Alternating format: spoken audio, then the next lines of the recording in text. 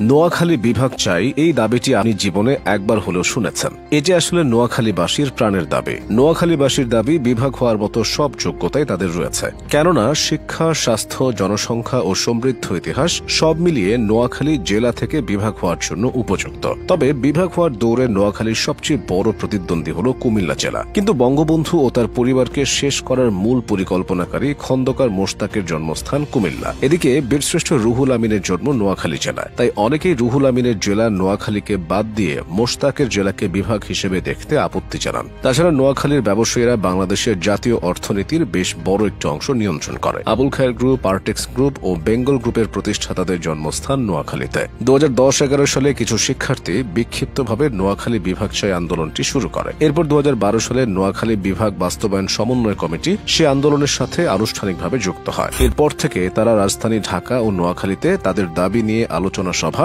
মানববন্ধন ও শান্তিপূর্ণভাবে আন্দোলন করে আসছে। ইতিহাস ঐতিহ্যের দিক থেকে নোয়াখালী অনন্য।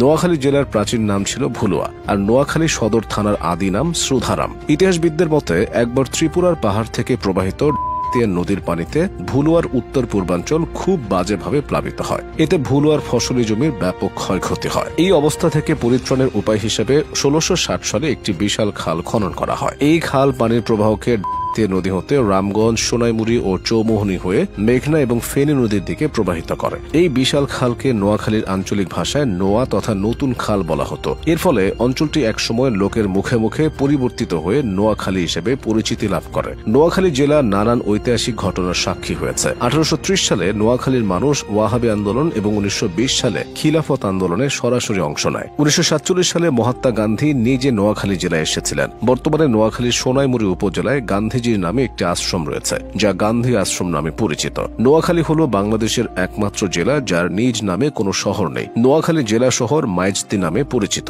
নোয়াখালীর মোট জনসংখ্যা 31,80,000। এই জেলার ভেতরে রয়েছে 9টি উপজেলা, 10টি থানা, 8টি পৌরসভা, 93টি ইউনিয়ন এবং 967টি গ্রাম। নোয়াখালী জেলার সাক্ষরতার হার 69.5%। এই জেলায় একটি করে বিজ্ঞান ও প্রযুক্তি বিশ্ববিদ্যালয়, সরকারি মেডিকেল কলেজ ও টেক্সটাইল ইঞ্জিনিয়ারিং কলেজ রয়েছে। এছাড়া এই জেলায় 1243টি প্রাথমিক বিদ্যালয়, 289টি মাধ্যমিক বিদ্যালয় এবং 35টি কলেজ রয়েছে। শিক্ষার পাশাপাশি অর্থনৈতিকভাবেও নোয়াখালী শক্ত অবস্থানে আছে। নোয়াখালীর অর্থনীতি মূলত কৃষি নির্ভর। এখানকার 80% মানুষ কৃষি পেশার সঙ্গে যুক্ত। তাই আঞ্চলিক জিডিপির প্রায় 40% আসে কৃষি খাত থেকে। দেশের অনেক বড় বড় রাজনৈতিক ব্যক্তিত্বের জন্ম হয়েছে নোয়াখালীতে। তাছাড়া বড় বড় লেখক, অভিনেতা ও খেতাবপ্রাপ্ত মুক্তিযোদ্ধাদের অনেকেই নোয়াখালীর সন্তান। বাংলাদেশের মহান মুক্তিযুদ্ধেও এই জনপদের বাসিন্দারা ভূমিকা রেখেছে। 1971 সালের 22 এপ্রিল পাকিস্তানি বাহিনী প্রথমে নোয়াখালী সদর উপজেলায় প্রবেশ করে। এরপর 1971 সালের 7 ডিসেম্বর নোয়াখালী জেলা স্বাধীন হয়। ইতিহাস, ঐতিহ্য